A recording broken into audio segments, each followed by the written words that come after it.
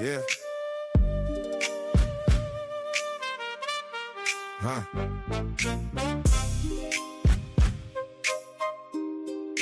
No more free pass.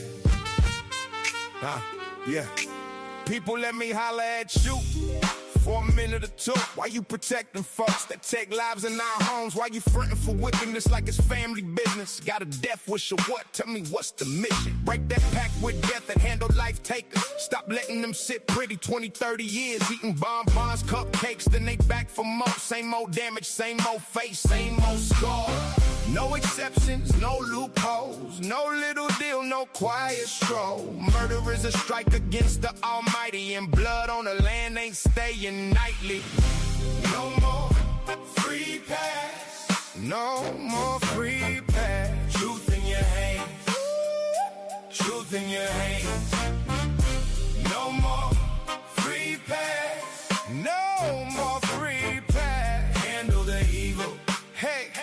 Handle the evil. Number 35 says it plain and clean. If you took a life on purpose, you don't get lean. No ransom money, no parole, sweet talk, no buyout, no escape when the justice walks. The avenger of blood had a lawful right. Closest kin to the fallen could end that night. Not vigilante chaos, not a wild revenge. Most high approved it from beginning to end. If hate lives in your heart, turns hands cold. Leviticus said it long before we told. Blood on the floor defiles the whole land. Secret ambushes curse every man. No more free pass, no more free pass. Truth in your hands, truth in your hands. No more free pass, no more free pass. Handle the evil, handle the evil. Multiple witnesses, fair trial first. No rumors, no pressure, no false words. But if it's premeditated, then judge it straight. Don't let killers roam and celebrate. Stop it in the home, stop it in the street. Stop the harm before it repeats. No more free pass, no more free pass. Truth in your hand, truth in your hand, truth in your hands. No more free pass, no more free pass. Handle the evil, handle the evil. You better believe it. Ah, you better believe it. No more free pass, no more free pass.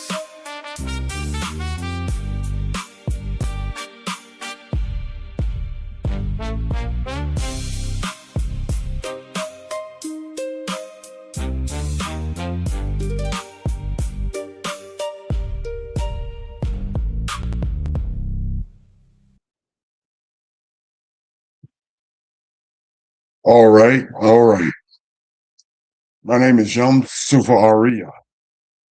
I dedicated that song to our nation because our nation has been inundated with a lot of gun violence, Hebrew on Hebrew crime. Someone has to take a stand. Not only someone, but all of us should stand in the gaps in view of what is transpiring in some of our communities. No more passes, just like the song indicated. No more free passes. Praise the Most High. Not only I, but my lovely Isha Nasanya is not with us momentarily. She will be right back. She had to take our youngest to a private affair, and she'll be right back shortly. But our dear friend, Brother Cottrell, fellow elder, he and I are the student instructors on this program, not only in music, but certainly in words and accordance to the Most High, by way of the Most High instructions. So without further ado, let me introduce my friend and my fellow elder and my brother, your brother, Brother Cottrell. Brother Cottrell, may the Most High bless you, brother. Your mic is hot. Thank you, Brother Yah. May the Most High bless you as well and our whole nation. Bless your, oh my soul, and all that's within me. Bless his holy name. Giving all praise, honor, and glory to the Holy One of Israel, our Creator. Thanking him for his mercy, his kindness, and his intentions for us. Praise Yah and bless his holy name. Praise Yah. Praise Yah, brother. Thank you very much. Fellas, so it's quite sufficient as far as me leading the studies off. And it talks about our family, the interaction of our family. Certainly in the case of Yehuda and his sons, and him also, most important. But the key point about Yehuda, it takes a break off from speaking about Yosef, but it speaks about those into the mix. It shows you us individually, and it shows you the dynamic and the lack of responsibility and the ownership of Yehuda. Because of the ownership of Yehuda, our brother, our ancestor, one of our key primary ancestors derived from this lineage, King Dawi, how sufficient, by way of Perez, and by way of him, unfortunately. The dynamics played out for the Most High advantage. And the book of, you may be unfamiliar with this name of this book, but the name of the actual name for this book is Bereshit. You may be much more familiar with the Greco-Roman / English, Dutch, Portuguese, French, Spanish, so on and so forth name, Genesis. The actual name for this book is Bereshit, chapter 38, Yehuda and Tamar. And Brother Cartier will be concluding studies tonight in the book of Yeshayahu. And it speaks about, in chapter 32, you may be unfamiliar with this name, but this is the actual name for this brother, our brother, Isaiah. And it speaks about this brother, and this brother speaks about the reign of righteousness. Praise Yah. We need a whole lot of that. And the consequence of complacency. That's why we are not complacent on the Real Talk for Real People program. Brother Cartier and I are not complacent, certainly in captivity. So, as I mentioned, Brother Cartier took travels to visit with our brothers and sisters in Liberia. So, no, we're not complacent, and Brother Cartier does work as far as the prison ministry is concerned. My question is, brothers and sisters, what are you doing? Are you standing in the gap? Are you active? Are you simply complacent, eating buns and cupcakes while watching reality shows as our reality passes us by? Yah hates complacency. Brother Cartier is going to break it down for you like you're 4 years old. Stick your mouth back. He's not saying you're 4, he's just saying you're novices. Put in that work. Let's go back to chapter 38. Bereshit, chapter 38. Yehuda takes a break from Yosef. And it came to pass at the time that Yehuda departed from his brothers. He left his brothers and visited Abdullam, whose name was Hara. Yehuda saw there was a daughter of a certain Canaanite. Now he's off the script. Whose name was Shu'ah. He's off the script, first and foremost. We're all off the script. So don't think you're any better than any one of you. Stay non-complacent and stay on script. He married her. That's the violation. And went into her, and she conceived and bore a son and called his name She conceived again and bore a son. She called his name Onan. She conceived again and bore a son and called his name Shelah. He was a zip when she bore him. Mind you, these are not totally Hebrew boys. They are mixed Canaanite and Hebrew. What does Yehuda do? He goes and take a wife for his firstborn. This woman that he took, her name was Tamar. But Yehuda's firstborn, was wicked in the sight of Yah. He got outside the script. and Yah killed him. And Yehuda said to Onan, go into your brother's wife and marry her, and raise up an heir to your brother. But Onan knew that the heir would not be his; it would not be his lineage. And it came to pass when he went into his brother's wife, went to bed with her, that he emitted on the ground. He poured out, so to speak, and released his particles on the ground. Least he should give an heir to his brother. How selfish. A thing which he did displeases Yah, because that's protocol. Therefore, Yah killed him also. You some bad boys. Be careful who you marry, male or female. Then Yehuda said to Tamar, his daughter-in-law, remain a widow in your father's house till my son Shelah is grown, his youngest.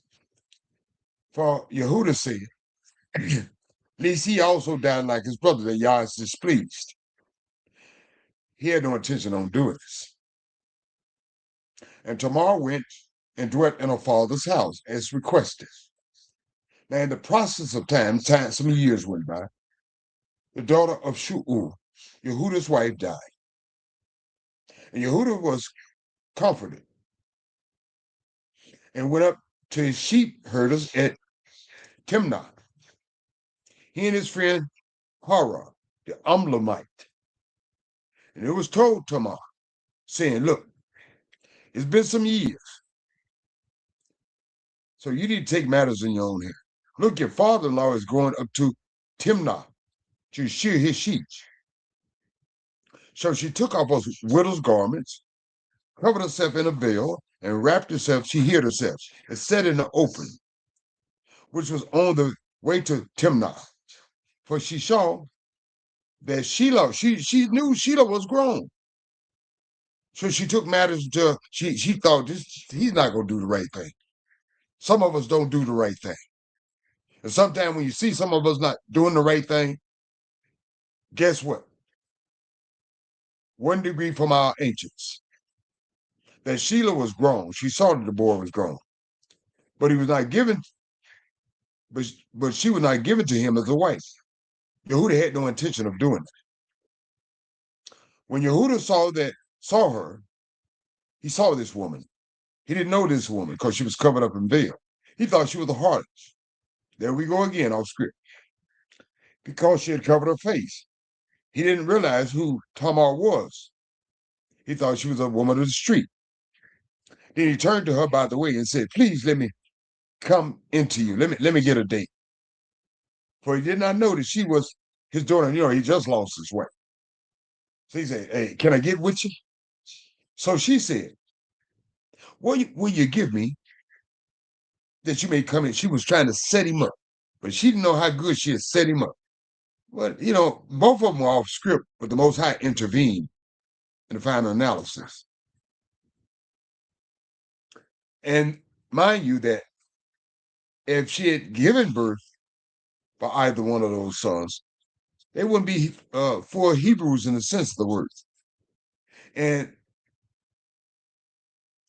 the birth, I'm putting the cart before the horse. Let us get to the horse or the cart first. And she said, what will you give me that I may come into, that you may come into me? And Yehuda said, I will send a young goat from the flock. So she said, will you give me a pledge? Because he didn't have anything on it. Till you send it. I need something till you send that young goat. Then he said, what pledge should I give you? I don't have any money. She said, your signet and cord that identifies you, and your staff that is in your hand. Give me those things that identify you. Then Yehuda, wrapped up in his lust, he gave them to her and went to sleep with her. And here's what happened. She conceived by him, Yehuda. So she arose and went away and laid aside her veil and put on the garments of her widowhood. Because she didn't want to do the wrong thing, but she wanted to do the right thing, but she was off script just like Yehuda was off script. Both of them should have cried out to Yah, truth be told. When you don't cry out to Yah, You always seem to get yourself in a hot mess. And Yehuda sent the young goat by the hand of his friend Abdullamite to receive his pledge from the woman's hand and what he left with her. But he did not find her. The Abdullamite didn't find her. Then he asked the men of the place, saying, "Where's the harlot who was opening by the roadside?" They didn't know no harlot. Tamar played the role like one. And they said, "There's no harlot in this place. Ain't no woman, none woman of the night hanging out here, woman of the daytime." So Abdullamite returned to Yehuda and said, "I cannot find her." Also, the men of the place said there was no harlot in this place. Then Yehuda said, "Let her take them first, let them keep her. Least we be shamed. If I sent this young goat, you have not found her. At least I be put to shame. I sent what she requested. She wouldn't dare, so let her keep them. So I won't be shamed." Little you know he was already shamed. And it came to pass after 3 months. After that, Yehuda was told, saying, "Tamar, your daughter-in-law, has played the harlot. Furthermore, she is with child by harlotry." Come on now. Now, here's Yehuda trying to play self-righteous. Now, mind you, he had committed his youngest term. He didn't fulfill his commitment. And Tamar took matters into her own hand. As I mentioned, both were off the script. Instead of crying out to Yah, everybody taking matters, Yehuda knew what he should have did. Tamar did what she wanted to do. That's part of us, what's wrong with us today. Everybody doing it their way, instead of doing it the right way in the Most High way. Therefore, we're off the reservation. So Yehuda said, being self-righteous, "Bring her out and let's be burned. Let's put her to the fire." Nasty heifer, so to speak, in his own mind. I don't know what he thought. Being self-righteous. When she was brought out, she sent to her father-in-law, saying, "By the man to whom thee," now she got him right there. She sent to Yehuda. She got him in a trick bag. "By the man to whom these belong, I'm with child." And she said, "Please determine who these are, the signet and the cord and the staff." He knew they were his. She put him in a trick bag. So Yehuda acknowledged there, "Oh Lord," oh Most High, and said, and that's what I like about Yehuda. That's what I like about some of us. Because some of us will come to our senses. Yehuda came to his senses. And he admitted she is more righteous than I. Because reason being, he knew he's supposed to give his firstborn. He had no intention to give her to birth her child, to keep her lineage. And he admitted, "Hey man, that's on me. She's more righteous than me." And he says, "Because I did not give her to Shelah, my son, as he committed." And he never knew her again. He never went with her. He would never went to bed with her again. Now it came to pass at the time for giving birth, that behold, twins were in the womb.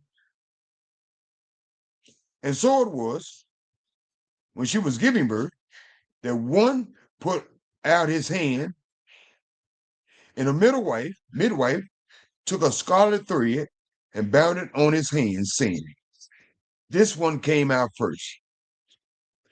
Then it happened, as he drew back his hand, that his brother came out unexpectedly. And she said, "How did you break through? This breach be upon you." Therefore, his name was called Perez. See, Perez came forth, and Perez, where King David descended from. Everything runs in alignment with the Most High. Although human beings, some are up to the trickery, some are up to hot mess, some are doing what they want to do. In the final analysis of things, the Most High is in charge. Be assured of that fact. After his brother came out, who had the scarlet thread on his hand, and his name was called Zerah. See, Zerah supposed to have been the first one. But in fact, Perez, I don't know how he jumped ship. I don't know how he jumped in line, but he came out. And by lineage of that, the lineage of King David descended from Perez. How quite fitting. And this is family now. We're quite messy up. Not only us in this universal captivity. Sometimes we have to give us a break. But certainly if we look at our ancestors, case in point, we read about Joseph yesterday and his brothers. And he's one of the brothers also. Now we're reading specifically about Yehuda. So, yes, you must correct us. We must be corrected. But the final analysis is this. The Most High is in charge anytime, all the time, and whenever you think he ain't watching time. Believe it. Praise the Most High. Thank you, Mosaic, great prophet. And thank you, Yah. Hallelujah. Brother Katya, any comments on the commentary? All praise, Brother Yamsuf. Broke it down like we was 4 years old. Thank you, my friend. But I do have a comment. Yes, sir. Was Judah supposed to be going with Canaanites? No, he didn't. That's the problem, my friend. That's the problem. The fact that he did and had children by a Canaanite woman, matter of fact, two Canaanite women. Right. They talk about his lineage with Ruth, the Moabite. Right. But when we see the origin of the tribe of Yehuda, we see that Yehuda was off in marrying a Canaanite, a Hamite. Exactly. Not the fact that she was a Hamite, but we were forbidden to even cohabitate with the Canaanite nations. But you could see how strong marriage was, right?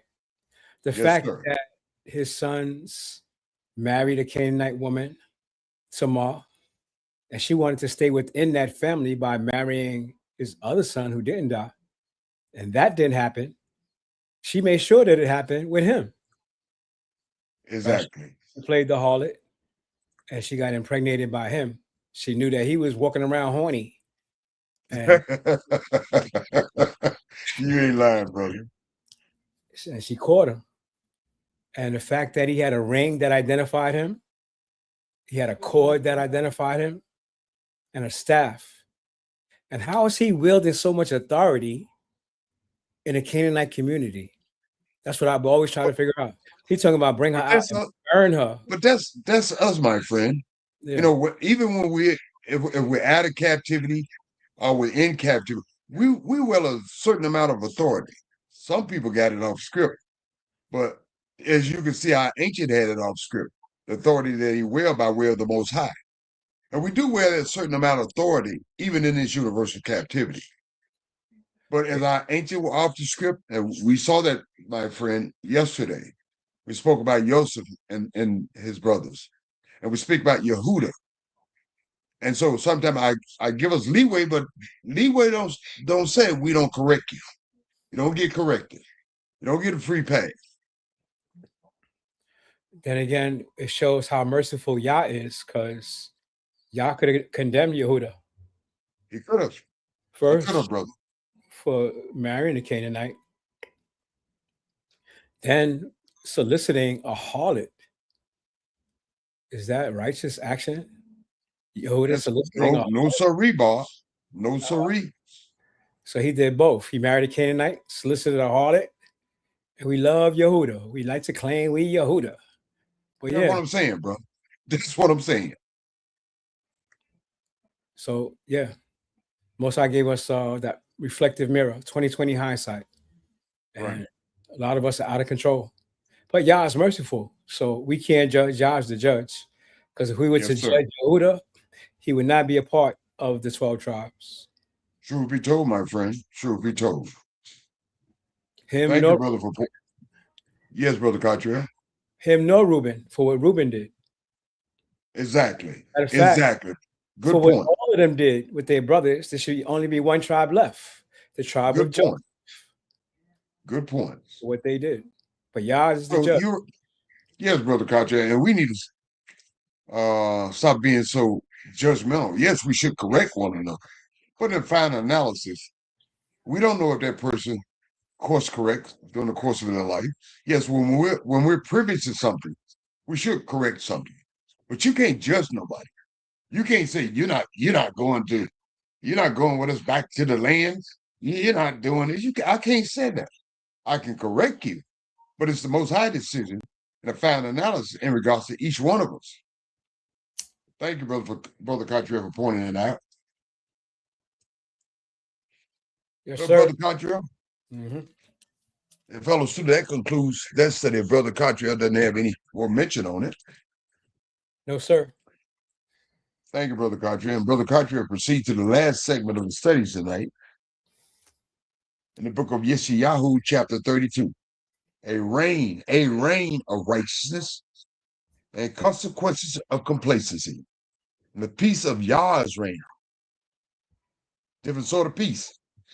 Brother Cottrell, you have the mic. Thank you, Brother Yam. And it's funny because the brother asked me, he said he has something for me. I said, what you got for me? He said, peace. I said, Yah gives me plenty of that. Just by studying his word. My soul is at rest. My soul is peaceful. And we all need that. Not to be stressed out by Babylon. Praise Yah. Exactly. I'm like you, Brother Cottrell. What Babylon doing don't matter to me because it don't mean nothing. Mm-hmm. I'm peace. I'm at peace. I'm gonna follow the script. I'm gonna stay on the script. And that's the only thing I can do for us Babylon. So I'm not gonna march up down the street. I'm not gonna argue, fuss, fight, debate with them. That's y'all decision to do whatever you want to do whenever he wants to do. I got more important things and helping rebuild this nation. And just like you, Brother Cottrell, and teaching them to gather themselves together and cry out to the Most High and do good.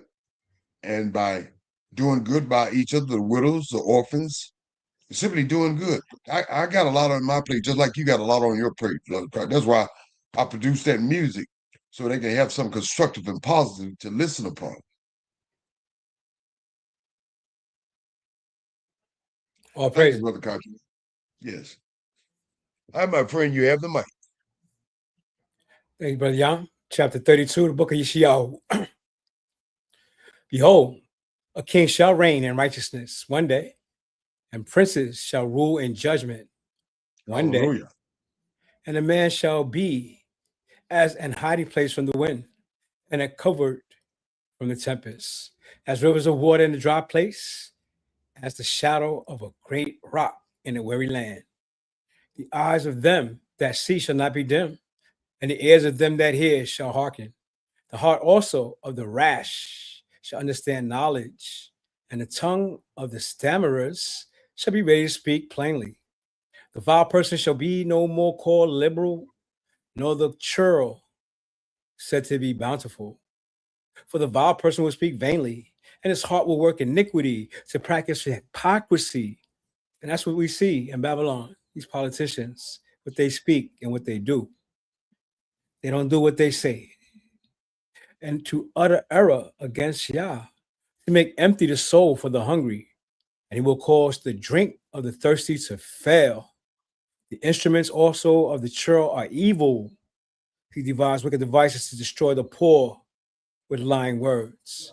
Now, why would people in power want to destroy poor people? That seems to be their ambition. Isn't it crazy? It is crazy. Even when the needy speaks right. Yeah, our people are speaking right.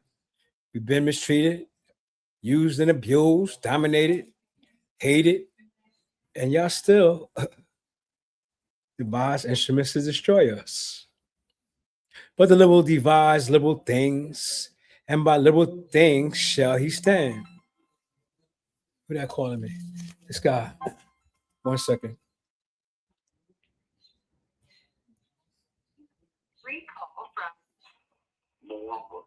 an individual in custody at Pontiac Correctional Center. You must listen to this entire message before entering a selection. To accept this call, press 5. To refuse this call, hang up now. To block this call and all future calls, press 9. You may enter a selection now. This call will be recorded and subject to monitoring at any time. Thank you for using IC Solutions. You may begin speaking now. Shalom, shalom, Muwamba. Shalom. Hey, I'm told. How you doing? I'm told. How you doing? I'm alright. Yeah, Yeah. you caught me in the middle I of tried calling. You say what now? you caught me in the middle of a class. Oh, okay. You Okay. know, every night I have this program that we do every night, 7 p.m. Oh, okay. I got you. Yeah. Yeah, I was trying to catch you. I tried to catch you earlier too, but I don't know. I guess you was busy or whatever.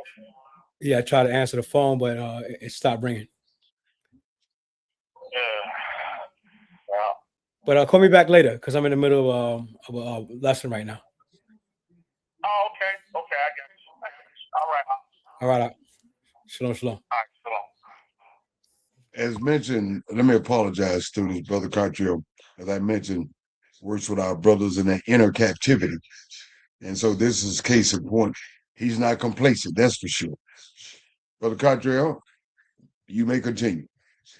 Thank you, Brother Yam. And see what happens when you put things in the ethos, because you've never mentioned before. I work with the prison outreach and the introduction of the program.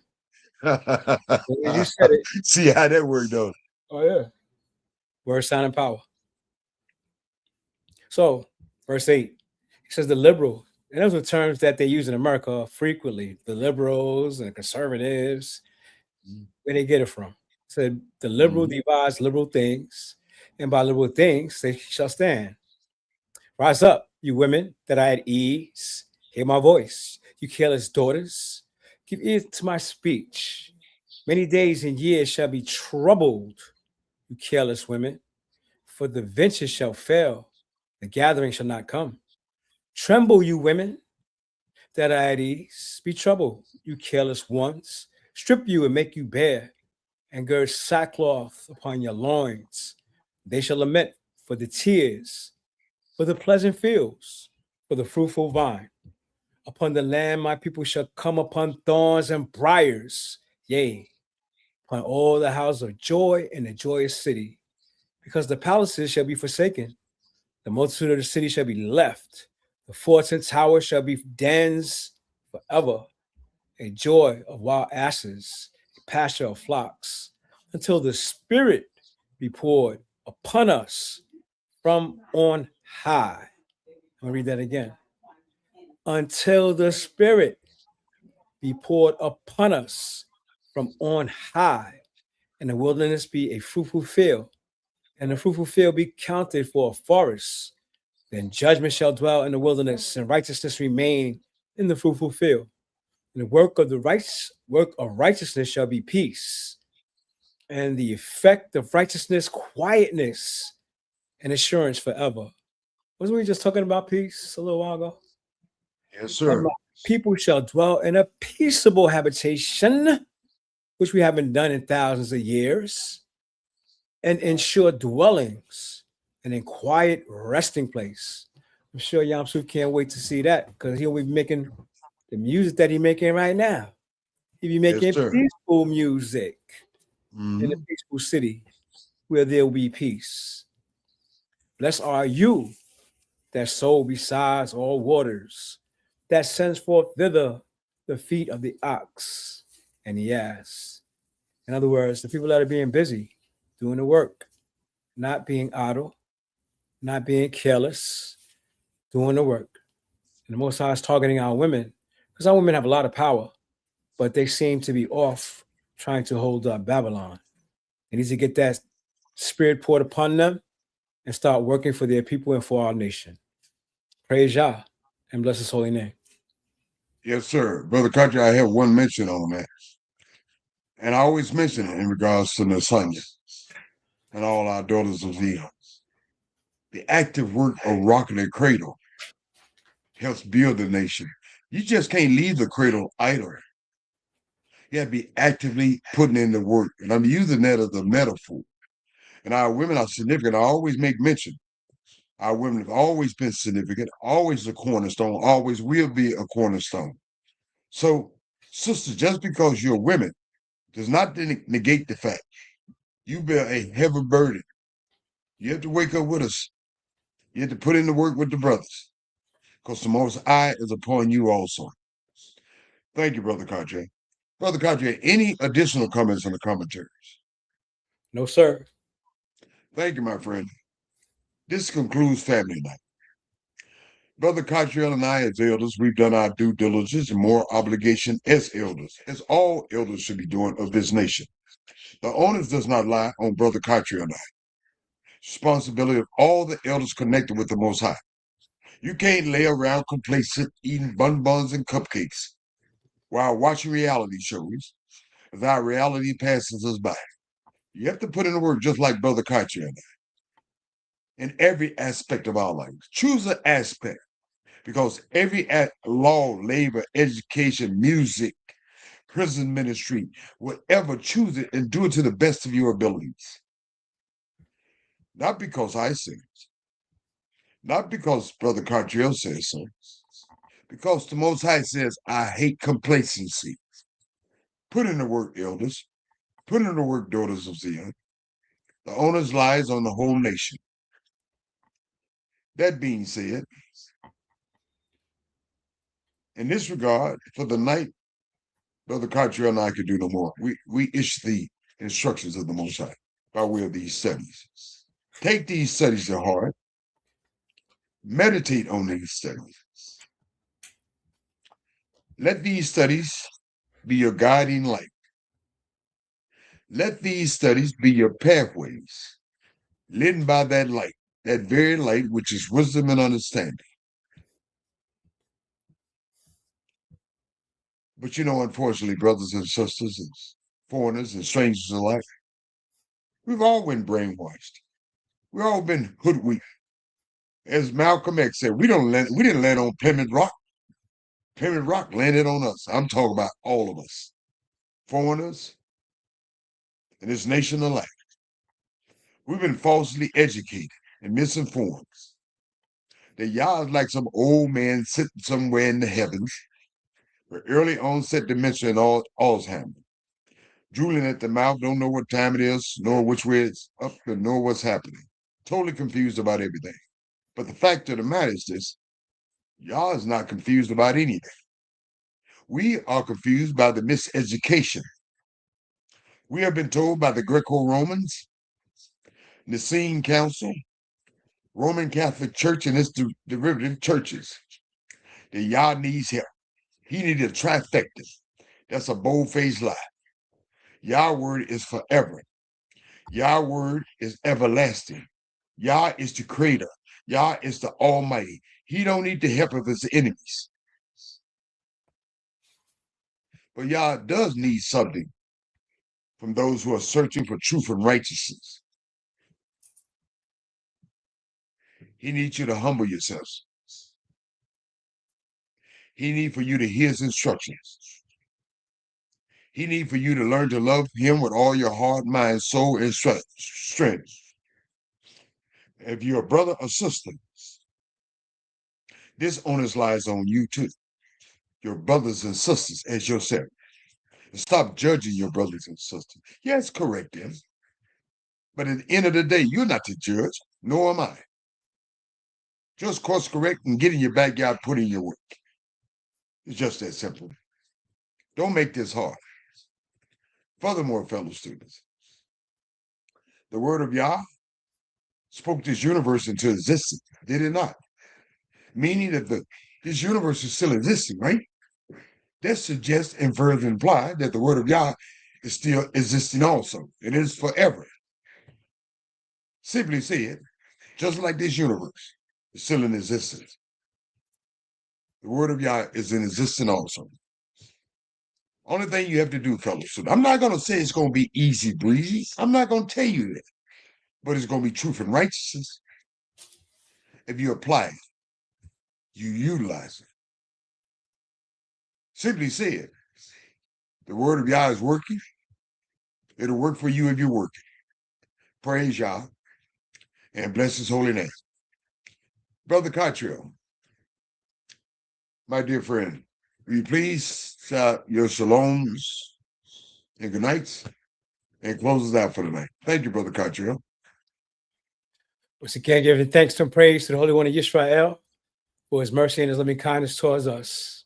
We love you out there, Yisrael. May the Most High continue to bless and be with us. Shalom and good night. Yeah.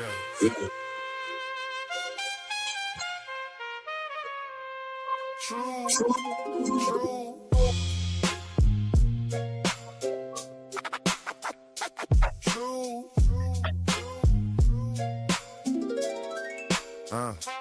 Ain't no such thing as a race, that's a false construct. Brought to by the weight of the Greco-Romans, where everyone that looks like them are on top and everyone else on the bottom. The so-called cradle of civilization, but we treat everybody then they treat us. Why? Because we treat everyone the right way. Now this is the way that you treat other humans of different nations. We treat them with justice, kindness, protection, and love. Why? We were once strangers in another land, and we still are. We don't treat people as a race. We treat them like humans of a different nation. That's all the way real. Justice, not just us. Justice, not just us. Love the foreigner. Love the foreigner. True. Justice, not just us. Justice, not just us. Love the foreigner. Love the foreigner. We are commanded to love the foreigner. Deuteronomy 10:18-19. Quit unlike we're treated that. Love ain't optional either. Foreigners got the same justice. Numbers 15:15-16. Not so-called civil rights, where they take it away from you when they feel like it. Strangers were not to be oppressed and mistreated. Exodus 22:21, Exodus 23:9. Strangers were to be treated as native born. Leviticus 19:33-34. Strangers had a right to real justice, Not just us. Deuteronomy 24:17. Strangers were included in charity and provision. Deuteronomy 14:28-29. Strangers. Could join in our contract. Exodus 12:48-49. Strangers. Were protected from economic abuse. Leviticus 25:35. We don't build walls in the heart. We build a way to live right. Justice, not just us. Justice, not just us. Love the foreigner. Love the foreigner.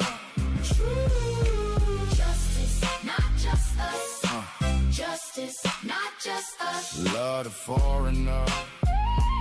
Love the foreigner. We didn't build walls to keep people out. Foreigners were allowed to glean food from the fields that didn't need food stamps, so we could cut the off. Leviticus 19:9-10. Foreigners rested when we rested. Exodus 20:10. We don't treat people like racists. We treat them like humans of a different nation. Justice, not just us. Justice, not just us. Love the foreigner. Love the foreigner. True. Justice, not just us. Justice, not just us. Love the foreigner. Love the